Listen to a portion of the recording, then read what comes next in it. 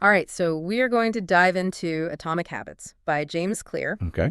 We are going to try to unpack some of the key takeaways from this book based on that YouTube summary you sent over. Hopefully, you'll walk away with some actual insights so you can actually start building some better habits.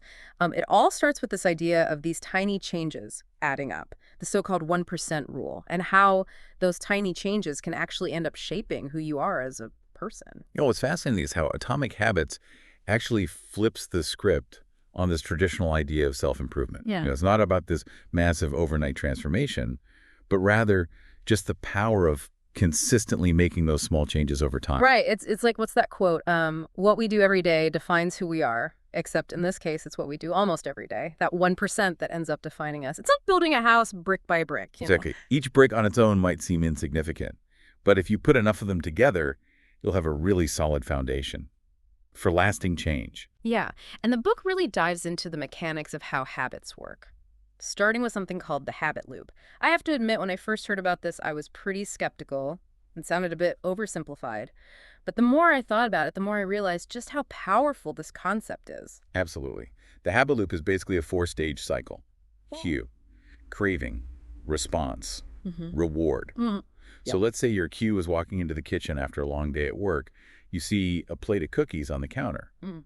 and suddenly you just have a craving for something sweet. Right, that's the cue triggering the craving. And I think for most of us, the response is pretty automatic. We grab a cookie and we enjoy that sweet reward. But here's the thing. Once you understand how this loop works, you can actually start to kind of hack it. Exactly. Instead of trying to rely on willpower alone, Hmm. which can be really exhausting and often ineffective, Atomic Habits teaches us to really kind of outsmart the loop itself. So for instance, maybe the simple act of moving that plate of cookies to a less visible spot, maybe that could be enough to disrupt that automatic response. Right. Or maybe that you could just replace the cookies with like a bowl of fruit so that when the craving hits, you're reaching for something healthier. It's about making those small tweaks to your environment that kind of nudge you in the right direction. Now here's where it gets really interesting. Chapter 2 of Atomic Habits goes beyond simply managing our habits. It dives into this idea of identity-based habits. Yeah, and I was so struck by this idea that our habits actually shape our identity, and that any lasting change really starts with changing our beliefs about who we are. It's almost like working from the inside out. I think of it this way. Imagine someone who wants to make exercise a regular part of their life. Instead of focusing on the act of going to the gym, they might shift their mindset to becoming a person who prioritizes their health. So it's not just about doing the action, it's about embodying the identity of someone who actually values fitness. It's like the difference between saying, I'm trying to eat healthy and saying, I'm a healthy eater. Yeah, and as you're listening to this, think about a habit that you want to build. What identity would support that habit? Would it be becoming someone who's more organized, someone who's more creative, someone who's more present with their loved ones? That's such a powerful question because once you start seeing yourself as that kind of person, the actions, the habits, they naturally start to follow. It's like the story of the sculptor who was asked how he created these beautiful statues, and he simply said, I just chipped away at everything that isn't the statue. So in the same way, we can chip away at the habits that don't serve us and cultivate those that do. And that leads perfectly into the 1% rule, which Atomic Habits explores in detail in Chapter 3. I really resonated with this idea because it kind of takes the pressure off of trying to make these huge sweeping changes all at once. Instead, it's about focusing on those tiny, seemingly insignificant improvements that can compound over time. Think about it this way. Imagine trying to run a marathon without any prior training. You'd probably burn out before you even got to the starting line. But what if instead you committed to simply walking for 5 minutes longer today than you did yesterday? Right? That feels so much more achievable, right? It's something you could actually build on day after day without feeling overwhelmed. And before you know it, those 5 minutes have turned into 10, then 15, then 30, until one day you find yourself running a marathon. The YouTube summary you sent had a great example of someone applying the 1% rule to their savings habits. They started by putting away just a few dollars each week. And over time, that small, consistent effort grew into this substantial nest egg. Yeah, that's the beauty of the 1% rule. It's not about instant gratification. It's about playing the long game. It's about trusting that those small, consistent actions will eventually lead to remarkable results. Which brings us to another crucial concept that Atomic Habits emphasizes: systems over goals. It's a shift in perspective that can really make all the difference. Yeah, chapter 4 really hammered home the point that successful people, they don't just focus on setting goals, they really focus on building the systems that will almost guarantee that they achieve those goals. For instance, let's say your goal is to write a book. A goal-oriented approach would be to fixate on the end product, finishing that book. Yeah. But a system-oriented approach, on the other hand, would be to focus on building a daily writing habit. Right. So instead of saying, I want to write a book, you might say, I'm going to write for 1 hour every morning, no matter what. The YouTube summary contrasted these two approaches, and it was so fascinating to see how the people who focused on building systems were far more likely to actually finish that book. They weren't as attached to the outcome. They were more focused on the process. And ironically, by focusing on the process, they were much more likely to actually reach the outcome. So for our listener, the key question becomes, what systems can you build to support your goals? What daily actions, when done consistently, will move you towards what you want to achieve? It's about creating those automatic processes, those rituals that take the guesswork out of it. It's like building a machine that produces the results, rather than just wishing for those results to magically appear. And speaking of making things automatic, Chapter 5 introduces this brilliant tool for overcoming inertia and building new habits, the 2-minute rule. Yeah. This rule is all about making new habits so ridiculously easy to start that you can't say no. It's about outsmarting that resistance that we often feel when we're faced with a new challenge. It's like that feeling of, ugh, I have to work out for an hour. No way. But what if instead you just told yourself, I'm just going to put on my workout clothes. That's it, 2 minutes. Exactly. Because often once you've taken that tiny first step, the rest becomes much easier. Yeah. The YouTube summary used the example of wanting to build a reading habit. So instead of aiming for 30 pages a day, just start with one. Make it ridiculously easy to get started. And you'll often find that once you've started, you'll naturally keep going. So for our listener, the challenge is this. How can you 2-minute a habit you want to start? Break it down to the tiniest possible action and just do that. Maybe it's meditating for just 60 seconds. Maybe it's writing one sentence in that journal you've been neglecting. Maybe it's simply standing up and stretching for 2 minutes. The key is to make those first steps so small and so manageable that you can't talk yourself out of them. And then as you gain momentum, you can gradually increase the duration or the intensity. Right. It's like that saying, the journey of 1,000 miles begins with a single step. Except in this case, it's a 2-minute step. Exactly. And that's the beauty of these small steps. They can be deceptively powerful. It's like that saying, the journey of 1,000 miles begins with a single step. Except in this case, it's a 2-minute step. But once we've taken those first few steps, what happens when we hit those inevitable roadblocks, those moments where it feels like we're not making any progress? Yeah, that's where Chapter 6 comes in. It's all about the plateau of latent potential. And this idea was a game changer for me because it really reframed my whole perspective on setbacks. Yeah, I have to admit, this was one of the concepts that really stuck with me too. It's so easy to get discouraged when we don't see immediate results. Yes. You know, we start to question if we're doing the right things, whether we're even capable of change. But Atomic Habits reminds us that progress isn't always linear. It's not always this upward trajectory. There are going to be periods where it feels like we're stuck, like we're not moving forward at all, but that doesn't mean we're not making progress. Right. The YouTube summary used the example of learning a musical instrument. You might practice for hours, but it can feel like you're not getting any better. Then suddenly one day something clicks and you're playing a song you never thought you could. It's those moments that make all the struggle worthwhile. And it's important to remember that even when we don't see those breakthroughs, those moments of visible progress, the work we're putting in is still laying the foundation for future success. It's like planting a seed. You don't see the growth happening underground, but it's happening nonetheless. And then one day that little sprout emerges from the soil and you realize that all that time, all that effort was worth it. So the key takeaway here is to trust the process. Don't get discouraged by those plateaus. They're a natural part of the journey, and often they're a sign that something amazing is about to happen. Speaking of things that are happening beneath the surface, Chapter 7 dives into the law of least effort, and this principle resonated with me on a very practical level. Yeah, it's all about how we're wired to choose the path of least resistance.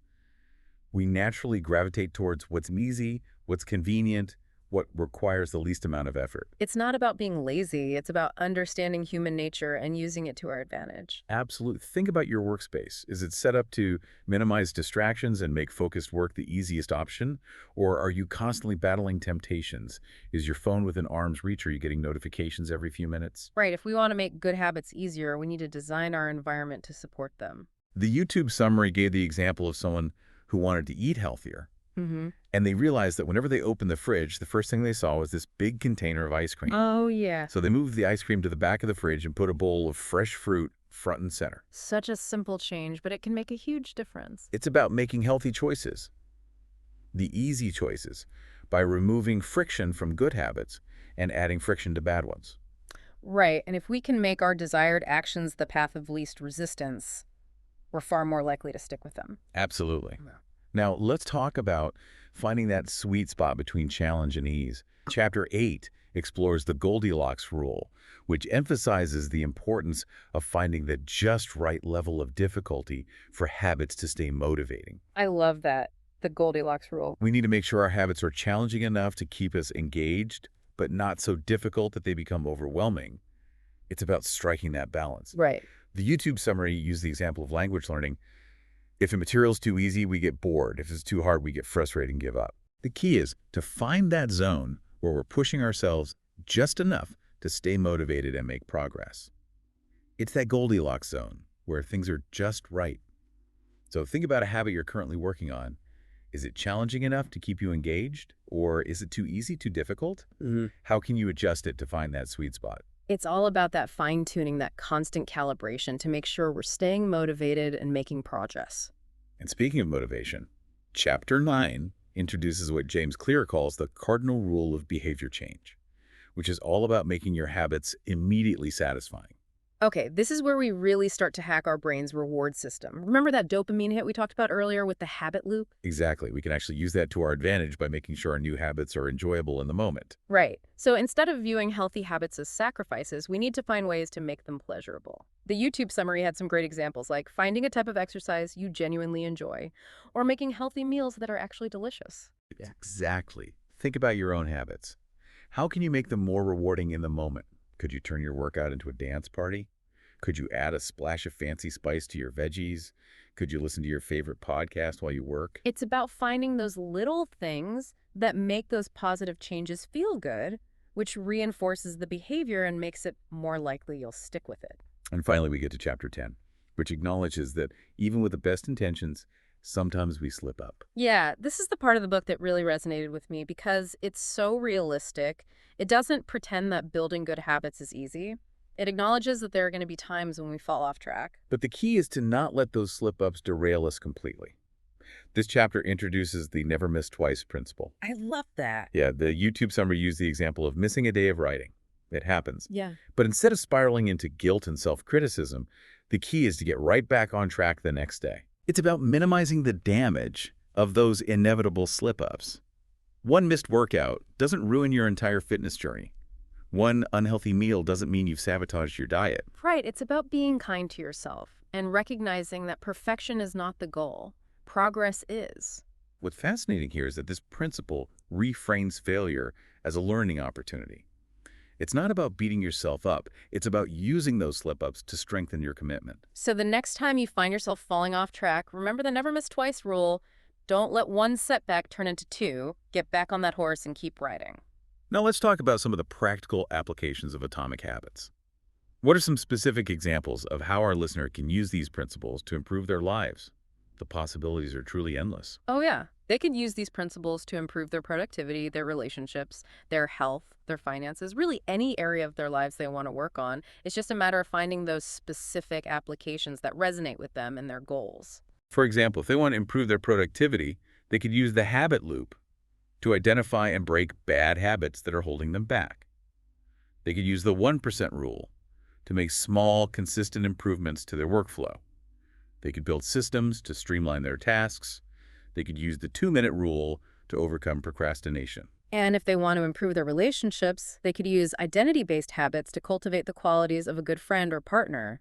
They could make time for regular connection rituals, like weekly date nights or phone calls with loved ones. If they want to improve their health, They could use the Goldilocks rule to find a form of exercise they enjoy and can stick with. They could use the law of least effort to make healthy eating the easy choice. And remember, even small changes can have a big impact over time. It's the power of those atomic habits, those tiny changes that compound over time and lead to extraordinary results. It's been a fascinating journey exploring atomic habits. We've covered a lot of ground, from the mechanics of the habit loop to the power of identity-based change. We've talked about the importance of systems, the magic of those tiny improvements, and the art of making habits satisfying. It's amazing how much wisdom is packed into this book, and I Mhm. feel like we've only just scratched the surface. Right. But even in this short, deep dive, I feel like I've already gained so many valuable insights. I'm curious, what are some of the takeaways that have resonated most with you? Well, one of the things that really struck me was this idea of identity-based habits. It's so empowering to realize that we can actually choose who we want to become and then use our habits to build that identity. I love that it's about shifting our focus from what we want to do to who we want to be, and then letting that vision guide our actions. And the 1% rule was another big one for me. It's so reassuring to know that we don't have to make these huge, overwhelming changes all at once. We can simply focus on making small, consistent improvements and trust that those will compound over time. It's the power of those tiny wins, those seemingly insignificant actions that, when repeated consistently, can lead to extraordinary results. Yeah, and the 2-minute rule, that was a game changer. I've already started implementing it in my own life, and it's amazing how much easier it is to get started on things when you break them down into those tiny, manageable steps. It's all about outsmarting that resistance, that inertia that often keeps us from taking action. And once you get started, it's often much easier to keep going. Exactly. It's like that saying, well begun is half done. Now, as we wrap up our deep dive into atomic habits, I want to leave you with one final provocative thought that wasn't explicitly covered in the source material. Oh, I love a good mind bender. Lay it on me. If our habits truly shape who we are, what tiny changes today could lead to the most remarkable version of yourself in a year's time? Wow, that's a powerful question. It's almost like a reverse engineering challenge. Right. Instead of starting with the habit, you're starting with the identity you want to create and then working backwards to identify the habits that will get you there. Precisely, it invites us to think bigger beyond just checking off tasks or achieving specific outcomes.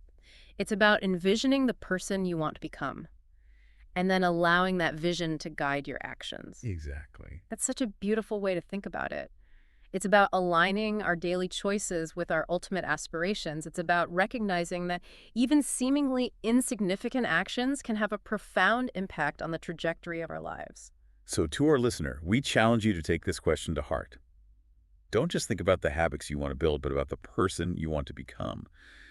What tiny changes today could lead to the most extraordinary version of yourself a year from now? Write it down, visualize it, and then most importantly, start taking action. Remember, even the smallest step in the right direction can create a ripple effect that transforms your entire life. And that's a wrap on our deep dive into atomic habits. We hope you've gained some valuable insights and practical tools to upgrade your life one small change at a time. Remember, the journey of self-improvement is ongoing. Keep experimenting, keep learning, and keep growing. Until next time, happy habit building, a